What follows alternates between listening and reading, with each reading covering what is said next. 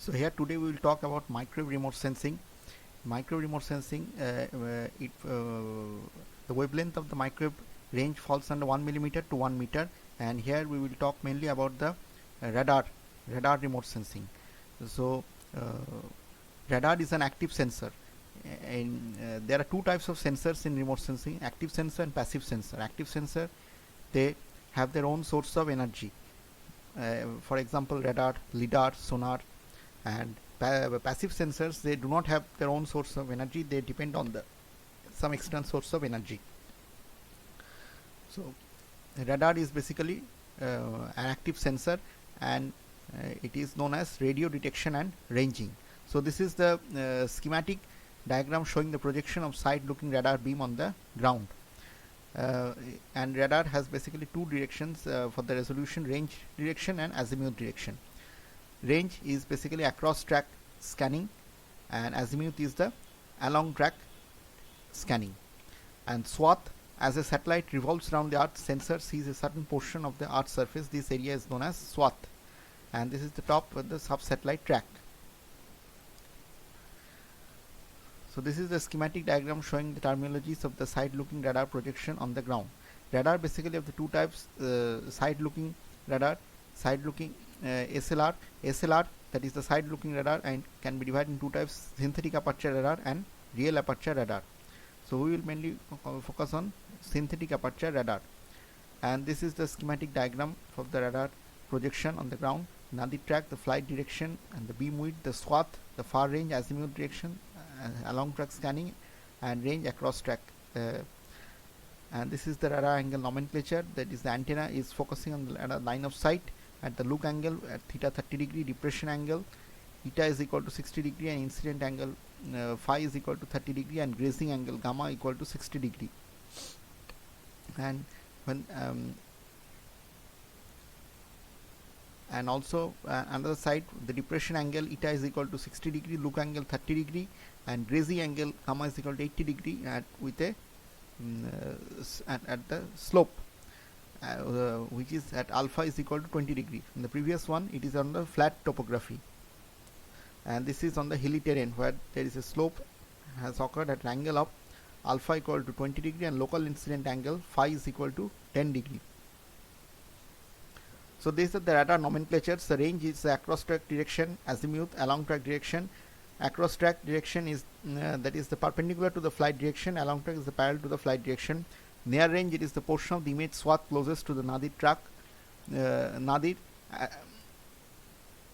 area on the ground directly beneath the scanner's detector. Far range, portion of the image swath farthest from nadir track. Slant range, it is the line of sight distance measured from antenna to the terrain target. Ground range, the horizontal distance measured along the surface from the nadir track to the target. The depression angle, it is the angle of the radar beam to the target, that is the line of sight from the antenna to the target measured from a horizontal plane. Look angle, the angle of the radar beam to the target measured from a vertical plane theta. The depression angle and the look angle are complementary, where eta plus theta is equal to 90 degree, and hence only one of them need to be known. This can be considered as the illumination angle. This value is dependent on where the target is, and hence varies across the image. Theta is at least near range and maximum at the far range. An incidence angle, the angle between the radar beam to a target and the perpendicular to the ground surface where the beam strikes. When the surface is horizontal, the incidence angle and the look angle are the same. When the surface is not horizontal, the terrain slope affects the local incidence. So in radar, the spatial resolution radar, it consists of the two types: the range resolution as well as the azimuth resolution. So this is the radar pulse, and another is the backscattered pulse.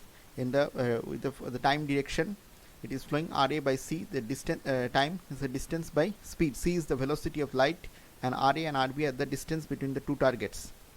So the difference between the distance RA minus RB divided by sine theta. So it shows the concept of the spatial resolution of the radar. Spatial resolution, capability of a sensor to discriminate the smallest object on the ground of different sizes. And B is the pulse return time relationship for just resolving the angle targets of A, B.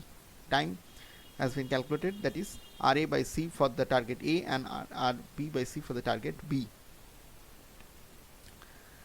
So synthetic aperture radar in INSAR, interferometry. Interferometry, there is the range and azimuth resolution, and it is the basic geometry of the SAR interferometry. A1 and A2 are the two antenna viewing the same surface, and it will produce an interferogram, which is an image representation of the pixel by pixel phase difference between two SAR images.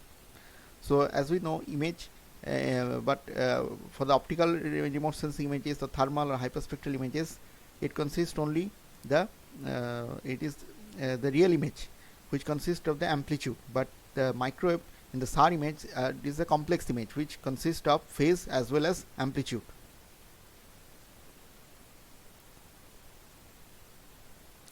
So there are some distortion of radar images, that is the layover, foreshortening, and radar shadow. This is the effects of the terrain relief on the side looking radar images, and the radar image, the ground range format at the depression angle beta. So layover, when radar beam reaches the top of a tall feature before it reaches the base, this is called layover. And foreshortening, when radar beam reaches the base of a tall feature before it reaches the top. And when both layover and foreshortening occurs, it increases the shadow. And also there are some relief displacement, which is the shift or displacement in the photographic position of an image. There is an equation D is equal to RH by H, where D is the relief displacement, R is the distance of object from nadir, H height or depth of the object, and capital H is the flying height. So there are some applications of the synthetic aperture radar interferometry. From synthetic aperture radar interferometry INSAR, we can prepare the digital elevation model. And this differential synthetic aperture radar interferometry is an active micro remote sensing technique for measuring spatially continuous surface deformation at high precision with centimetric to millimetric accuracy. This INSAR technique exploits the phase difference between the two SAR images and provides a measurement of the ground subsidence projection along the radar line of sight. And the phase difference of the repeat pass INSAR del phi can be obtained by combining two complex SAR images, where del phi is equal to del phi flat plus del phi topo, del phi displacement plus del phi ITM plus del phi noise plus minus n star 2 pi.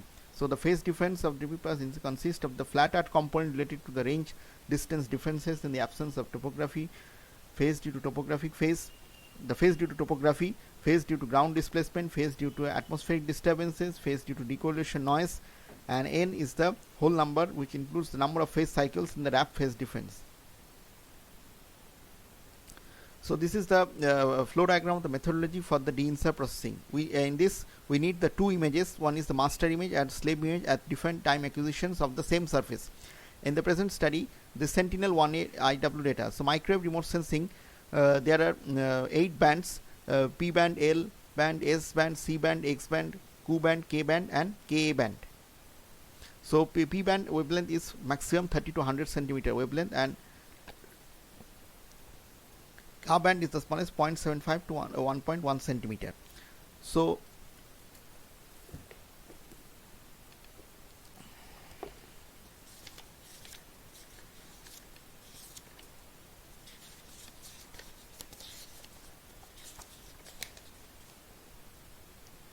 and here there are various type of sensors.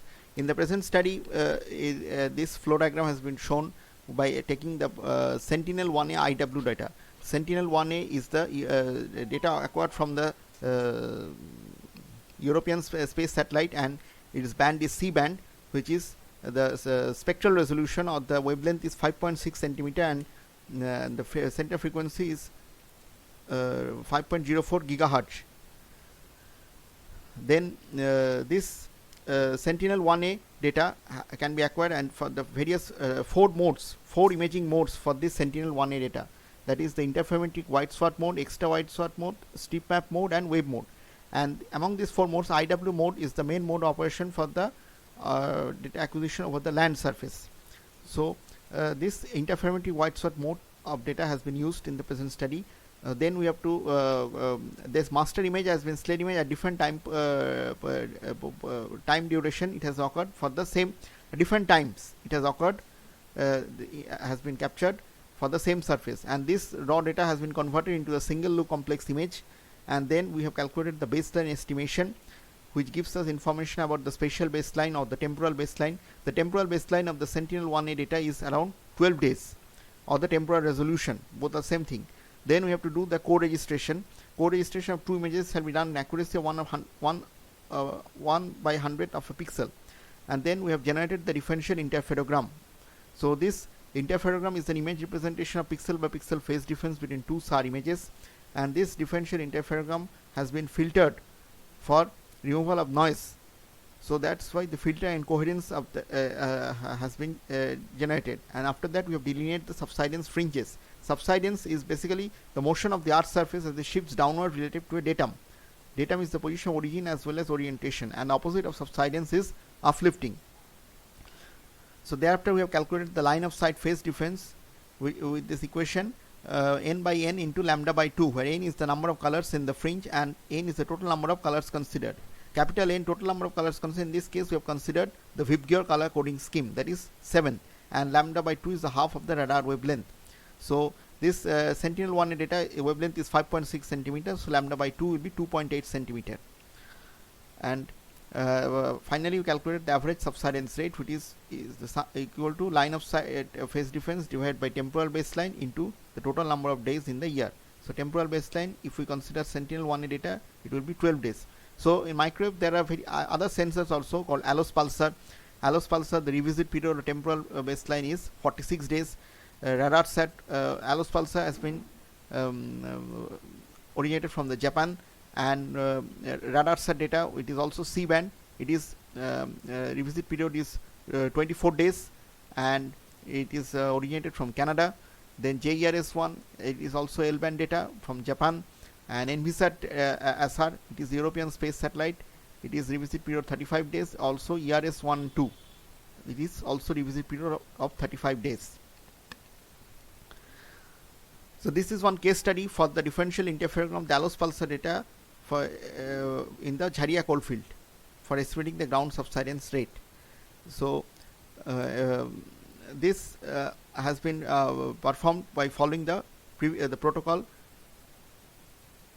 which is depicted in this flow diagram, and we have calculated the average subsidence rate. The maximum subsidence in the Jharia coalfield was observed as 45.4 centimeter per year, where minimum subsidence is 18 centimeter per year.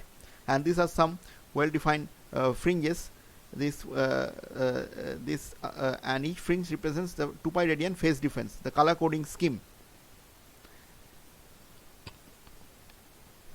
And after that, finally, this subsidence fringes were overlaid on cartosat image, that is one optical image we have overlaid, and to depict the subsidence fringes of the various locations that are occurred in the Jharia coalfield.